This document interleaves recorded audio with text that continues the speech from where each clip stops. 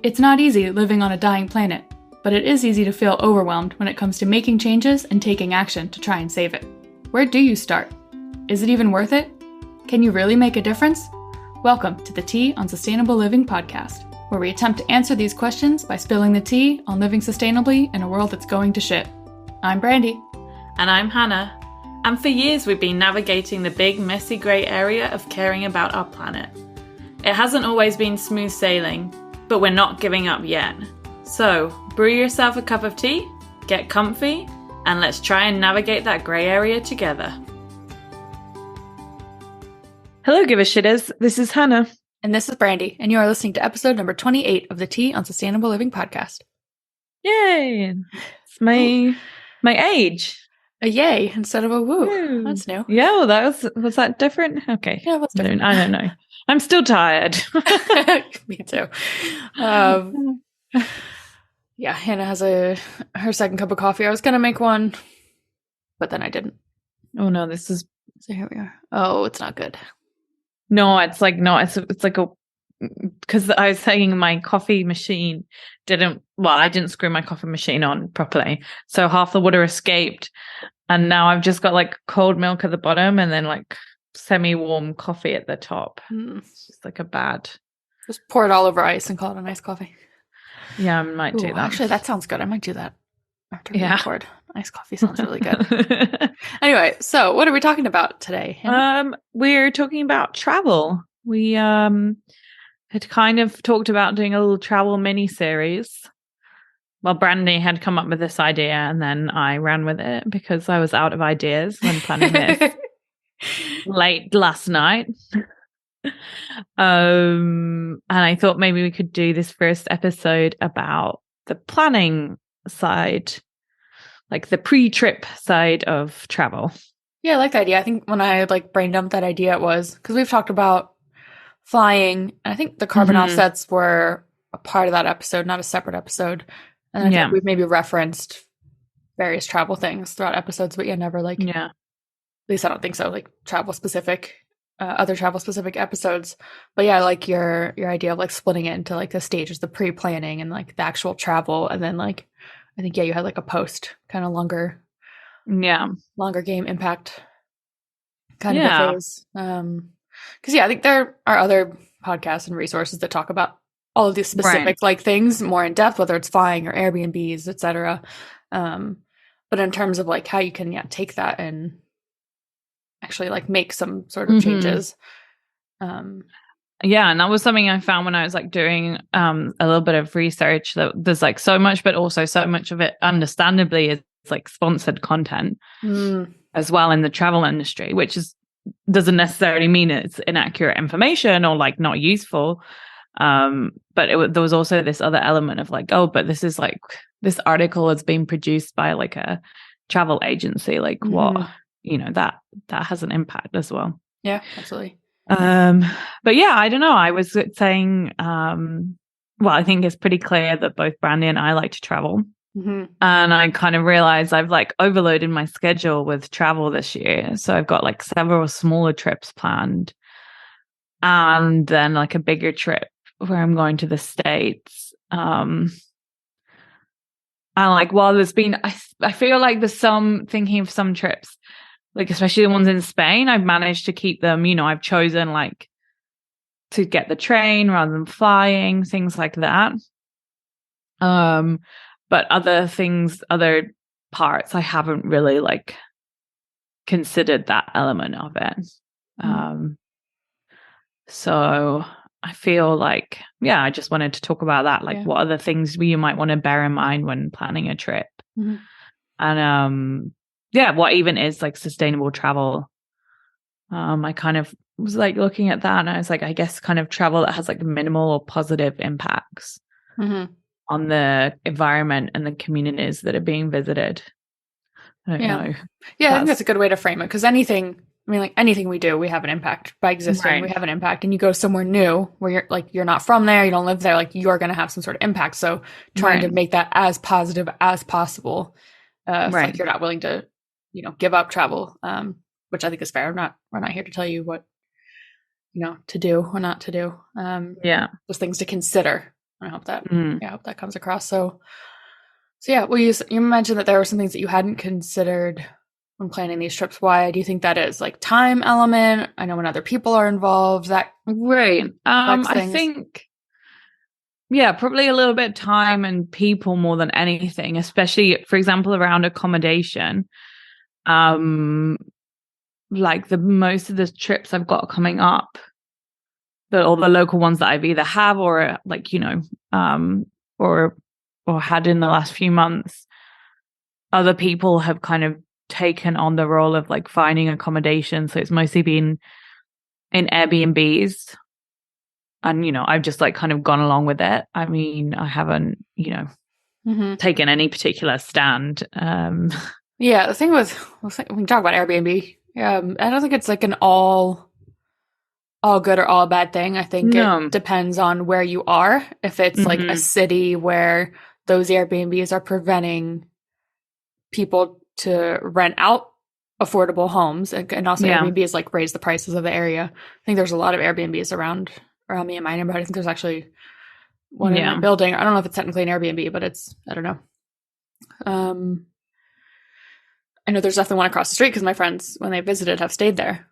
So yeah, there's definitely negative impacts of Airbnb depending on where you are. I think cities like, is it Seattle or Portland that like came up with like more strict like laws and like you have to pay similar like fees that like hotels pay, etc. Yeah, I know they've introduced stuff in Madrid and I think maybe in Barcelona, but I don't know how much they're being enforced. So, for example, in theory now, you should only be able to like Airbnb if the flat has a separate entrance, which basically makes it like impossible in theory because everyone in Madrid lives in flats. But I'm not sure that that's being enforced. But yeah. So yeah, okay. So to put it in the context or the lens of like planning, you're planning a trip. Right. There's a difference, obviously, with like you're going solo or with people. You give up control when you're with people. You're accommodating like schedules and other people's preferences. So if you're going it alone, okay, you're planning. What's the first thing like you usually plan? It's like where you're going, when you're going, right? And you mentioned Barcelona, so that made me think of that because that is definitely an area that is like over touristed.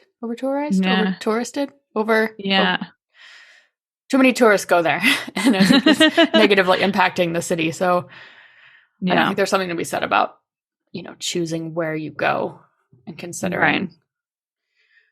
I don't know if that's like if there are other places you could go that would have like less of an impact. Like I also think about like Venice in Italy, which I also would like to go. Yeah. So I don't know. So does that mean people should like never go to Barcelona? Yeah, that's a tricky one.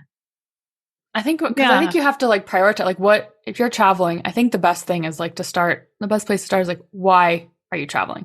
What is your priority? Like what are you hoping to get out of it? Is it just a break from city life or just to like disconnect for X amount of time? Is it to see a specific thing, experience a specific place, culture, cuisine, whatever? And yeah, just researching like whatever that like if it is Barcelona or Venice, like little Mr. Google console of like what are the negative impacts of tourism in this place? And I don't know, is there like another place you can go to still satisfy whatever your like reason for travel is?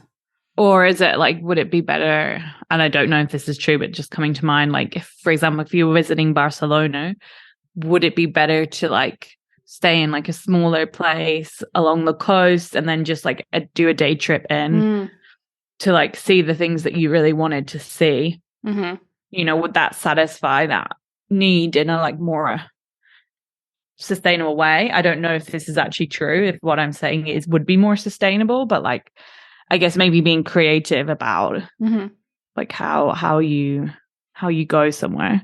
I think that could be a good option because if you're staying somewhere outside the main, like let's stick with Barcelona, like a smaller town that surrounds it that like maybe doesn't get as much tourism, and you're supporting that local community, And then, yeah, still going into Barcelona to like tick off whatever, La Sagrada Familia, which we mentioned in the last episode. Right. Because I think it's fine to, people say travel more like a local. Mm-hmm. But I think by going somewhere new, you're like the fact that you're already not a local in that place. Right. Kind of like you can't live completely like a local unless you actually live there and are a local. Right. So I think there are definitely ways that you can do that more. Mm-hmm. But like, I think it's still fine to like be a tourist and to like want to see the places you want to see, like the Eiffel Tower or the Sagrada Familia, whatever it is. I think it's fine to like want to tick those boxes while maybe, keeping in mind or balancing that with like, with other things. I thought of also, is there like a different time of the year you could go that's maybe not so overcrowded? Because is it going to be as enjoyable of a trip if like you're just surrounded by people and I don't know, maybe that's just my own preference of like wanting to be around as few people as possible. Right. And also I think something that I read, I'll like post the link to the article, which I found quite interesting, was saying that depending on where you're going, but up to like 90% of the money that you've spent for that trip doesn't go into the like local communities. Because the biggest spends tend to be your flights or travel, and then like hotels and accommodation. And often we do that through like either for necessity, like, there's only so many like flight companies, or it's just more convenient to go through, like a bigger accommodation website. Or a bigger chain. Exactly, a bigger chain, you know what you're getting. They'll speak English if you're going somewhere further away, or whatever your native language is. Like, is there ways that you can choose to do activities or book accommodations in a way that does bring some of that money more directly to the local community? Yeah, absolutely. So we covered things to consider, the where you're going, the when you're going. But also, the where, how a bit, But like where you're staying. Right. When you and I traveled to York last summer, and that was one thing. I was using booking.com because it's convenient and you can often do like the free cancellations. Right. But they also have a tick box for, and like a little green leaf, and it says, was it sustainable travel option? Right. I think I took a bunch of screenshots. I think I meant to talk about this last summer, and I looked into like what that actually like means to get that certification, and it seemed legit. I don't know. Yeah. If it's like if it's the most legit, if there is a little bit of greenwashing going on because people are interested in more sustainable travel options. But I don't know. I mean, like they like fixed the settings and like our thermostat, like you couldn't go over a certain amount. Right. It was automatic, like when it turned off, and if you don't have the key in the room, which is like a common European thing I'm seeing. And I think they had signs about like reusing your towels and, all things that are good in the right direction. And I just still felt better, like the bare minimum, at least doing something that that did have that little green leaf.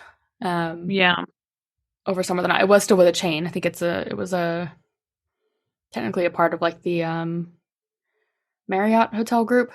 I think you're right. But when we were looking at options, like, I don't know, I wanted like a certain like, wanted to be like comfortable and have certain like, I didn't want to go the Airbnb route. I wanted like, kind of your like a nice comfy experience. Hotel beds and like, you have a common area downstairs. I don't think it's like of course it's not like always black and white of like anti all chains, but like just looking into this types of hotels you're staying in. Do they one of the main reasons I want to go to London is because oh, bless you. Our headphones fell off on that one. I just sneezed my headphones off right then. One of the main reasons I want to go to London is to stay in the good hotel because they like they make an effort to like support, train, educate people in the like service industry and so I think it's a good thing to consider. And how can your money stay as local as possible? If that's a different hotel option. Yeah. Right. Like a small like boutique hotel versus a big chain. But if that's like the only option for what you're looking for and location and budget, Yeah, and I mean, and sometimes as well, like big chains can also be doing the right thing. Yeah. It's true that they're kind of part of bigger systems, but sometimes that does mean they also have the finance to like implement kind of like schemes on a bigger scale. Yeah, that's a good point. I guess it's like a sort of thing of like, do I trust them? Yeah. In a way where, you know, like a smaller place, or if it's like an individual, it feels more like personalized and you're like, oh, I like trust this person. This individual who runs this place has those values. But at the same time, yeah, like big hotels might have more, you know, resources to implement certain systems. Yeah. They also have bigger marketing budgets. So yeah, I get that where that distrust can come in. Yeah. Whereas smaller boutique hotel might not have the funds to like either get some certain certification or etc. But yeah. Okay, so what else should people consider?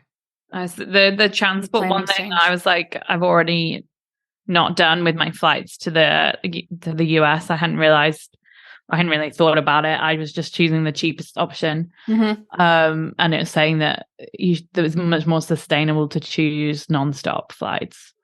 Yeah, that's because the most energy, most petrol, most energy, most pollution. I don't know.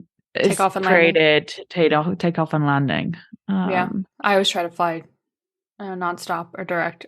It can be more expensive, so yeah, if you have room in your budget, I think that's a good place to use it. Yeah, and then again, unfortunately, trains are often within, like for example, within Spain, it's often more expensive to get the train than to fly. But again, if you have that room, like that's an option where you can get a train rather than flying. Yeah, I have an upcoming trip in May and I really wanted to do the train. It's in France. And within Spain, I think I've always done the train. Well, I just enjoy it and it's not that long. Right. It's very pleasant. I was going to do this whole like kind of long train travel, at least one of the directions. But then I had all the miles to cover the flights and the timing, because I had like a thing the day before. I was meant to be in France, but then now that's gotten changed since I booked, of course. Hello, Reyes. My cat is saying hello, so if you hear any noises, he's awake. Hi. But yeah, circumstances led me to book these reward miles, because the train would have meant multiple stops and then like, booking accommodations because I didn't want to do just one long travel day. And also it's exhausting, like planning all these different stops. I was telling you yesterday. So there's a really good resource in Europe. I don't know if you found this for train travel. It's called like the passenger in seat 61, 69, 61, I think. Familiar. You probably will have come across it. Basically, it's this guy who's like a train nerd, basically, and loves train travel. And his website like has like all the information of like for like long distance train travel, including, when you have to like you're going between multiple countries, and like he has kind of like the routes for like a lot of journeys already planned. Oh, okay. So I remember looking from like Madrid to London, and it's like, okay, you'd get the like Eurostar from like London to like Paris, and then you get this train from like Paris to Barcelona, and then you get like Barcelona to Madrid, and it's all kind of like, and you could, if you want, you can do like an overnight stop here or here, and like it's already kind of like planned for you, as it were. It's a bit more personalized than like Google Maps directions. Right, exactly. And it like, it also like gives like recommendations of like places to change and like what time of train you need to get and like where to book. Because obviously if you're going through multiple countries, it is like, you have to go on to like different websites to like book the different things. So that's like a really good resource for anyone who's like wanting to organize like long-term train travel. I wonder if he has routes from Madrid to Lisbon, because there are not easy non-flight routes from here to there. I was like starting to look it up. I should not do that right now. We were talking about going right like a girls' weekend, but like the amount of like trains and buses and I think a lot of them are like local commuter like trains, then the time it would take just for like a few days. So that's why we just haven't gone. That's also like why I haven't gone, because it just seems like a headache to get there, but it also feels silly to fly. It's like right there. But I guess I'm flying to Paris, and that's also kind of right there. He does have a route, but it's okay. So it's the man in seat 61. Okay, cool. Incredibly, there is no direct train between Madrid and Lisbon. I know, they're two adjacent EU capitals, which is true. Yeah. They did used to have one, but with COVID, it's never come back. Or even like a way to get there with just like one stop. I think that when I've looked, it was like at least 2 or 3. Yeah, this is showing it would be 3 trains, but fairly straightforward. I'll send you a link. Okay, cool. But of course, you have to have the time to do that. Yeah, so that's the thing. And I was talking to a friend, I think it was yesterday, about, sorry, someone in my building is being noisy, that it's a matter of like, working within the system, the existing system. So I guess in this example, how badly do we want to go to Lisbon? Obviously not badly enough. We haven't gone. So yeah, would we be satisfied somewhere else? Exactly. But also I think if you are set on going to Lisbon, to not feel guilty, I don't know, I don't know. Like if you're really set on going here and you have, it's like a bucket list, dream destination. Yeah. Is it okay to set aside that guilt and just get there, on like a 40-minute plane ride or whatever it is? Yeah. I think that comes back to like the whole shame. Like I don't know. I don't think that's for me or us to say for anyone other than ourselves. Yeah. I don't know. But I think, just the sheer, like the mass scale of over tourism in general. If there's a way to like just even slightly shift the mindset, and if that, impacts one trip or one aspect of how you travel, then that is at least a step in the right direction. Yeah. That's it. Yeah. I mean, yeah. And especially like maybe if it's kind of hard because I feel like a lot of other than this bigger trip, a lot of my trips have been like quite last minute, which is fine. But I guess if you do have bigger trips that you want, maybe like kind of taking your time to do them, like not maybe doing them all in like 1 year. I don't know. Does that make a difference? I guess your final total is the same whether you do it in 1 year or like in 3, but maybe that doesn't make a difference. But I don't know. Okay, so and I was just going to say, I mean, this might be more of a long-term like solution problem thing, but when I was doing some research, which I hadn't been so aware of, but like having sort of like a setup for like a monthly, there's like organized like carbon offset kind of organizations, I guess, where you can sort of be paying like a rolling like monthly donation to like offset carbon emissions that you create, and like maybe having, especially if you're someone who's like a frequent flyer or like traveler, that maybe that can be like a good way to like spread out the cost of that as well, rather than like if you choose to do carbon offsetting, rather than like paying X amount like for each flight, which can be like, you can sometimes that could be quite expensive and you're like, not sure if I can afford, like, it already feels a lot, right? Like when you've just spent like, 600 euros, 800, whatever on a flight, you're like, oh God, like, do I really want to add something more to this?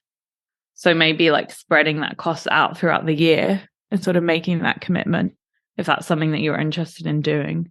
Yeah, I like that. I do that monthly through Go Climate. They have like a calculator, and I think you put in how many, like I think roughly how many flight hours a year, and it calculates your monthly.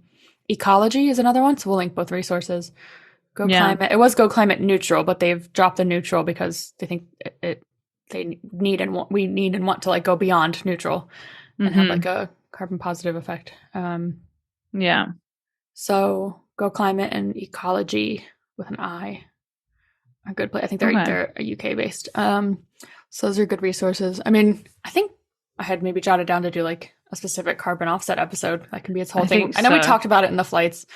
It's a matter of, I do it, but it's a matter of like, I know people take the stance of like, you wouldn't have to offset if you just didn't fly in the first place, for example. So obviously it's better to just reduce what you are.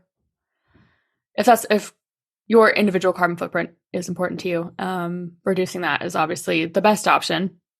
But since we all have an impact, if you want to offset what you do contribute to, then I don't see it as being a bad thing. I do it. I do it monthly. So, and I don't know if sometimes the ones you tack onto like the airlines, I think it's worth doing your research into like where it's actually going. So that's why places like Go Climate and Ecology, and they like vet the programs. And so it might actually be more impactful to do it separately from like the airline. Yeah. So just something worth looking into. That's just a very brief. That can be like a whole other deep dive. So I know people feel strongly about it. It can be easy to feel like, oh, I'm offsetting, so I can just go on like releasing all of the emissions. And then and then it always brings it back to like whose responsibility is it to reduce emissions, the individuals or with, fossil fuel companies. Anyway,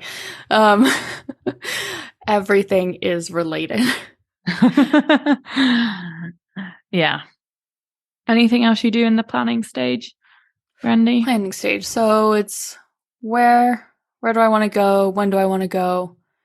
Why do I want to go? How I'm going. How I'm getting there. Where I'm staying while I'm there. And a bit about, what do I want to do while I'm there? Because that, I know the next stage is like while you're there. But in bringing that to the planning stage of like, if there are certain things, certain neighborhoods you want to go to, certain, tourist, tick boxes like the Eiffel Tower or whatever, staying in a location choosing a location within that city that would be easier to like see all those places, maybe on foot, or maybe near a train station, etc. So just considering the types of activities you'll want to do. And doing that a bit ahead of time, especially if they require like booking certain hotels or, museums or other activities that might require booking. That's a good point. Yeah, and a good point about the location as well. We've talked about it a bit in like the location, but just like the longer, like going to one place or the longer you stay somewhere is generally more sustainable than like trying to hit like multiple places on one journey. Yeah, that is a good point. That's exactly what I'm going to do when I'm in the States. So I think, if possible, if you can be in fewer places for longer, that is going to have less of an impact because that's less getting to and from, and it's more of the mindset of more of that local mindset versus the tourist mindset. And anytime you can like slow down, I think there's this whole like slow travel like movement. You can, I'm sure, research it and find a bunch of stuff of just, I think in general, just slowing down and enjoying the place you're in and thinking of how you can add to it instead of just taking from it. I'm saying that to myself as much as those listening. All right. Yeah. I think that's it for now. Yeah. I think, all of these specific things we talked about, there's obviously more of a deep dive. Right. We've taken more research you can do. Very much done like a little. But it's more of like, okay, when you're in the planning stage, what questions you might want to start asking. And I think bringing in the why more to help kind of color the rest of it. Why are you traveling in general? Why the specific place? Why the specific time? That was a really weird squeaking noise. I don't know what that was. That is a very weird sound. And and obviously we are not anti-travel, so no. For better or worse, I don't know. It definitely is like an enriching thing, and experiencing other cultures is just thinking about the how and why a little bit more. And if you can, plan before you're planning, like if you're not planning a trip right now, even still thinking about these things and maybe doing like a bit of research and just like having a list ready to go when you do start to plan your next trip. And so in the next one, we'll talk about how to travel a bit more sustainably while you're actually in a place. Is that the idea? Hint, it'll probably be a lot about trying to support as many local things as possible. But that's like the fun. Well, the planning stage is fun too. I was going to say the why there's the fun part. It's all fun. So yeah. All right, and let us know, if there's anything specific you would like us to cover by the time this episode is out. Oh, will we have already recorded that one? I think we might. So maybe. So feel free to submit any travel questions you might have, either as a comment or a voice note on the show notes for this episode, the teonsustainableliving.com/episode 28. or just ways you've incorporated a bit more sustainable travel or environmentally friendly travel. And yeah, we'll feature it in an upcoming episode, even if we will have already recorded the the Why You're There episode. Yeah. Anything else? No, that sounds great. All right. See you in the next one. Bye. Thank you so much for listening to this episode of the Tea on Sustainable Living podcast. Now, go share it with a friend, a coworker, a partner, a family member, or whoever. A pet, your cat, someone on the street, whoever you think could use a little more support on their sustainability journey. Share it. You can send them over to our website, theteaonsustainableliving.com. And while you're there, check out the show notes for more info on today's topic. All right, give a shitters. See you later. Get it? See you later, as in see you later. So funny. Brandy.